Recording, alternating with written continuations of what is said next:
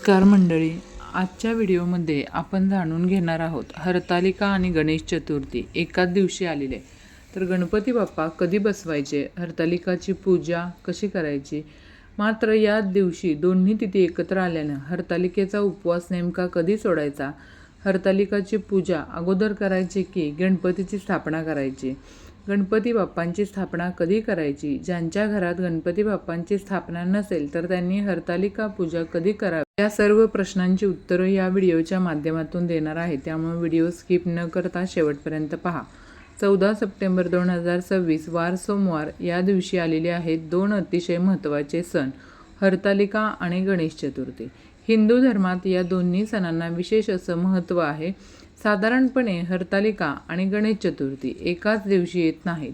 यावर्षी 2026मध्ये हरतालिका आणि गणेश चतुर्थी एकाच दिवशी आलेले आहेत. त्यामुळं यावर्षी हे दोन्ही सण 14 सप्टेंबर रोजी एकाच दिवशी आले असल्याने यंदा या दोन्ही सणांचे धार्मिक महत्त्व देखील वाढलेले आहे. आपल्या भाद्रपद महिन्यातील शुक्ल पक्षाच्या तृतीया तिथीला हरतालिका तृतीया साजरी केली जाते आणि दुसऱ्या दिवशी चतुर्थी तिथीला गणेश चतुर्थी साजरी केली जाते. मात्र यावर्षी हे दोन्ही सण 14 सप्टेंबर 2026 रोजी एकाच दिवशी आलेले आहेत. त्यामुळे एकीकडे माता पार्वती व भगवान शिवांची पूजा तर दुसरीकडे विघ्नहर्ता गणरायाचे आगमन असा दुहेरी धार्मिक उत्सव या दिवशी आपल्याला पाहायला मिळणार आहे. आपल्या आजीनं सांगितलं आहे की गणपती बाप्पांनी हरतालिका बघितली नाही, पाहिली नाही म्हणजे गणपती बाप्पा आपण आणण्याआधी हरतालिकेचे विसर्जन करायला हवं, असं बऱ्याच ठिकाणी प्रथा आहे. आमच्याकडे पण आमची आजी आम्हाला सांगायची की हरतालिकेचं विसर्जन केल्यानंतर बाप्पांना बसवायचं. पण आता दोन्ही एकाच दिवशी आलेले आहेत आणि हे दोन्ही व्रत आणि तेही अगदी व्यवस्थितरित्या होऊ शकतात. तर ते कसे हे पाहूया. ज्या महिला सकाळी हरतालिकेचं पूजन करतात त्यांना तर अजिबात काहीच प्रॉब्लेम येणार नाही. सकाळी हरतालिका आपण तृतीया तिथीवर करत असतो. तृतीया तिथी ही 14 सप्टेंबरला आहे. सकाळी 7:06 संपणार आहे. सकाळी 7:06 तृतीया तिथी संपणार आहे आणि त्यानंतर चतुर्थी तिथी सुरू होईल. आणि आता येतो मुख्य प्रश्न, तो म्हणजे गणपती बाप्पांना कधी बसवायचं. गणेश चतुर्थीची पूजा प्रामुख्याने मध्याह्न काळात केली जाते. महाराष्ट्रातील शहरानुसार मुहूर्त थोडा बदलतो. पुण्यात 2026मध्ये गणेश पूजेचा मुहूर्त सकाळी 11:06 ते दुपारी 1:44 असा आहे. म्हणून आपल्या शहराच्या पंचांगानुसार गणपतीची स्थापना आणि पूजा करणं योग्य आहे. आता जर दोन्ही पूजा एकाच दिवशी असतील तर हरतालिका आणि गणपतीची पूजा एकमेकांपासून वेगळ्या आहेत. तुमच्या घरची परंपरा आणि स्थानिक पंचांगातील वेळ यानुसार दोन्ही पूजा कराव्यात. तृतीया तिथीमध्ये आपण हरतालिकेचं पूजन करत असतो. तृतीया तिथी जर 7:06 संपत आहे. मात्र सूर्याने ती तिथी पाहिलेली आहे. सूर्याने जी तिथी पाहिलेली असेल तर ती तिथी पूर्ण दिवसभर चालते. त्यामुळे हरतालिकेचं पूजन देखील दिवसभर चालणार आहे. महिलांनो, आवर्जून सांगेन की दुपारपर्यंत हरतालिकेचं पूजन करून घ्यायचं. त्यानंतर बघा, आता असं देखील होतं की आम्ही संध्याकाळी हरतालिकेचं पूजन करतो, गणपती दुपारी बसवायचा. तर असं उलटं कसं करायचं, तर आधी हरतालिकेचं पूजन करायचं असतं, नंतर गणपती बाप्पाचं असतं. ज्या महिलांना खरंच मुहूर्त पाळण्याची सवय आहे, ज्यांच्याकडे ऑप्शन आहेत, म्हणजे की ज्या करू शकतात, जसं की बघा, सकाळी जर 4:30, 5, 6ला तुम्ही हरतालिकेच्या पूजेला बसलात तर 7 वाजेपर्यंत 1 तासात तुमची पूजा आरामात होते. मात्र बघा, ज्यांच्याकडे पॉसिबल नाही आहे त्यांनी 7 नंतर अगदी 11 वाजेपर्यंत 11 वाजण्याच्या आत हरतालिकेचं पूजन करून घ्यायचं आहे.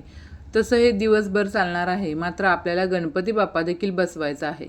तर अशा महिलांनी आधी हरतालिकेचं पूजन सकाळी करणं गरजेचं आहे.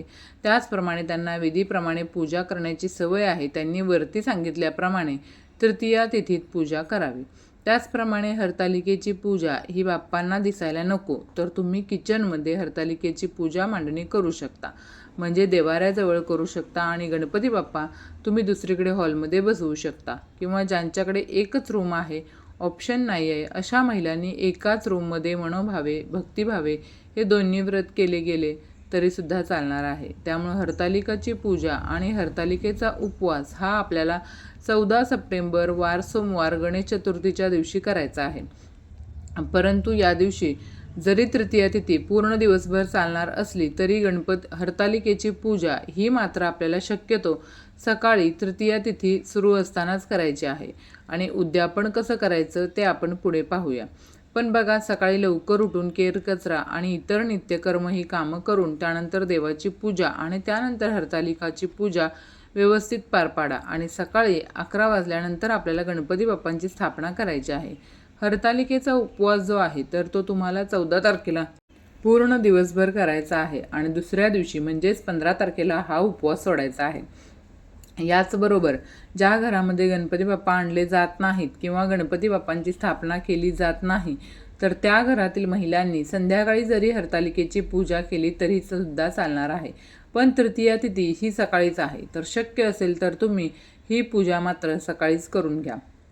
गणेश चतुर्थीच्या दिवशी सकाळी 7:30 ते 9 या 1.5 तासात राहुकाळ असणार आहे. या दिवशी सकाळी 7:30 वाजता राहुकाळाला सुरुवात होईल आणि सकाळी 9 वाजता हा राहुकाळ संपेल. तर या राहुकाळातसुद्धा तुम्हाला हरतालिकेची पूजा जी आहे ती करता येणार नाही. म्हणून एकतर तुम्ही सकाळी 7 वाजेपर्यंत तृतीया तिथी सुरू असताना ही पूजा करायची किंवा मग तुम्ही हा राहुकाळ संपल्यानंतर म्हणजेच सकाळी 9 वाजल्यानंतर ते सकाळी 11 वाजेपर्यंत हरतालिकेची पूजा तुम्ही करू शकता.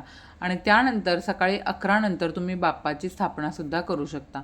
पण ज्यांच्या घरात एकच रूम आहे अशा वेळी तुम्ही एकाच रूममध्ये अगदी मनोभावे भक्तिभावे ही दोन्ही व्रतं केली तरी चालणार आहेत.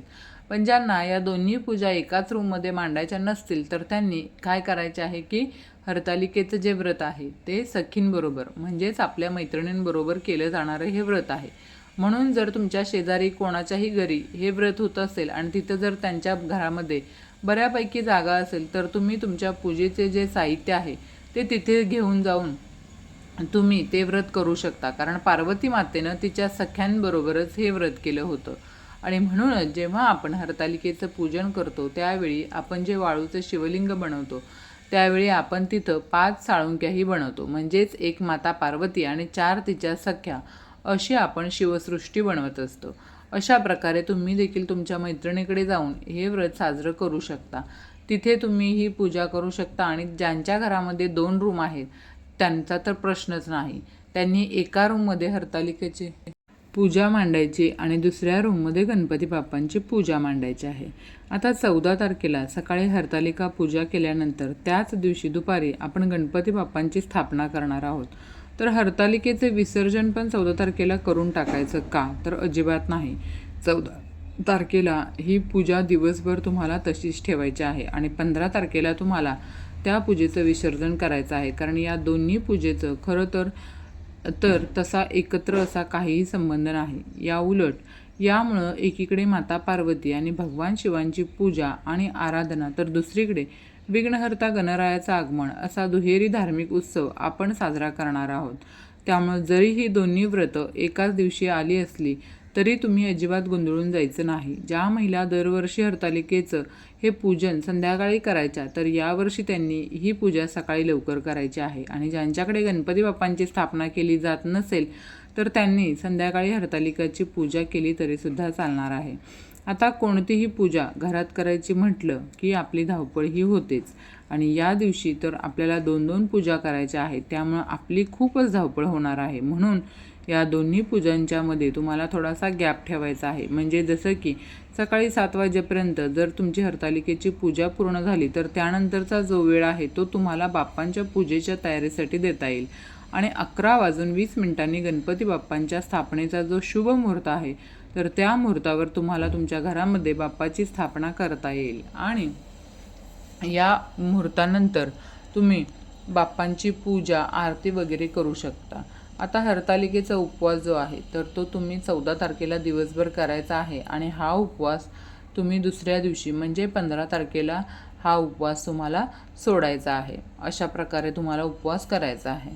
आता 15 तारीख आहे. 15 तारखेला ऋषीपंचमी आहे. तर ऋषीपंचमीच्या दिवशीसुद्धा जर कोणाचा उपवास असेल तर हा उपवाससुद्धा दुसऱ्या दिवशी सोडला जातो. ज्या महिला हरतालिका आणि ऋषीपंचमी ही दोन्ही व्रतं करणार असतील तर त्यांनी 14 तारखेला आणि 15 तारखेला या दोन्ही दिवशी उपवास करायचा आहे.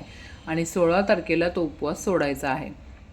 या दोन्ही दिवशी तुम्ही उपवासाचे जे पदार्थ असतात ते खायचे आहेत. मात्र ज्या महिला ऋषीपंचमीचा उपवास संध्याकाळी सोडत असतील तर 15 तारखेला संध्याकाळी तुम्ही हा ऋषीपंचमीचा उपवास सोडू शकता. आणि ज्या महिलांचा ऋषीपंचमीचा उपवास नसेल तर तुम्ही 15 तारखेला सकाळी बाप्पांची पूजा करून उपवास सोडू शकता. अशा प्रकारे हे व्रत केल्यानं तुम्हाला दोन्ही सणांचं फळ जे आहे तर ते प्राप्त होईल. आणि अत्यंत महत्त्वाचं म्हणजे तुम्ही हा विचार अजिबात मनात आणू नका की मी सकाळी हरतालिकाची पूजा करते, संध्याकाळी त्या पूजेचं विसर्जन करते आणि त्यानंतर मी बाप्पाची स्थापना करते. तर हे अतिशय चुकीचं आहे आणि शास्त्राच्या विरुद्ध आहे. त्यामुळं हा विचार तुम्ही चुकूनही मनात आणू नका.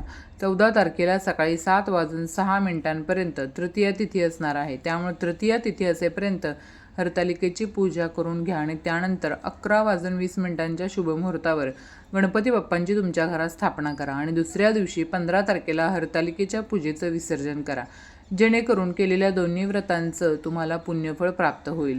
आता हरतालिकेच्या पूजेच्या साहित्याचं विसर्जन कसं करावं, पूजा मांडणी कसे करावी, हा देखील व्हिडिओ आपण आता लवकरच अपलोड करणार आहोत. आता आणखीन एक महत्त्वाची गोष्ट ती म्हणजे गणेश चतुर्थीच्या दिवशी चंद्रदर्शनाबद्दल एक धार्मिक मान्यता आहे. गणपती बाप्पांनी चंद्राला शाप दिल्याची पौराणिक कथा यामागं सांगितली जाते. म्हणून गणेश चतुर्थीला चंद्र पाहू नये अशी परंपरा आहे. मात्र यंदा हरतालिका आणि गणेश चतुर्थीच्या तिथी एकाच दिवशी येत असल्यामुळे याबाबत वेगवेगळ्या पंचांगामध्ये स्थानिक वेळेनुसार माहिती दिली जाऊ शकते. म्हणून आपल्या शहराच्या पंचांगातील चंद्रोदय आणि निषिद्ध काळ पाहणे योग्य आहे. आणखीन एक गोष्ट, हरतालिका व्रत अनेक महिला निर्जल ठेवतात, पण प्रत्येकाची शारीरिक क्षमता वेगळी असते. आरोग्याची अडचण असल्यास उपाशी राहण्याचा हट्ट करू नये. त्याचप्रमाणे बघा, ज्यांच्याकडे 1.5 दिवसांचा गणपती आहे त्यांनी काही ठिकाणी रात्री 12 वाजल्यापासून गणपती स्थापनेसाठी चालू करतात. तुम्हाला जेव्हा पॉसिबल होईल तुमच्या पद्धतीनुसार तुम्ही गणपतीची स्थापना ही करू शकता आणि नंतरसुद्धा हरतालिका विधी केला तरीसुद्धा चालतो. ज्यांच्याकडे 10 दिवसांचे गणपती, 5 दिवसांचे गणपती आहेत त्या लोकांनी सकाळी हरतालिका व्रत करून घेतलेलं कधीही उत्तम आहे. हरतालिका व्रत करून घ्या आणि मग तुम्ही गणपती बाप्पांची स्थापना करा, म्हणजे आपल्याला थोडासा अजून चांगल्या पद्धतीने त्याचा फायदा भेटेल. सगळ्यात महत्त्वाचं, पूजा आधी केली यापेक्षा श्रद्धा, स्वच्छता आणि आपल्या घरची परंपरा जपणं महत्त्वाचं आहे. हरतालिका आपल्याला माता पार्वतीची भक्ती आणि संकल्प शिकवते, तर गणपती बाप्पा आपल्याला बुद्धी, शुभारंभ आणि विघ्न दूर करण्याची प्रार्थना शिकवते.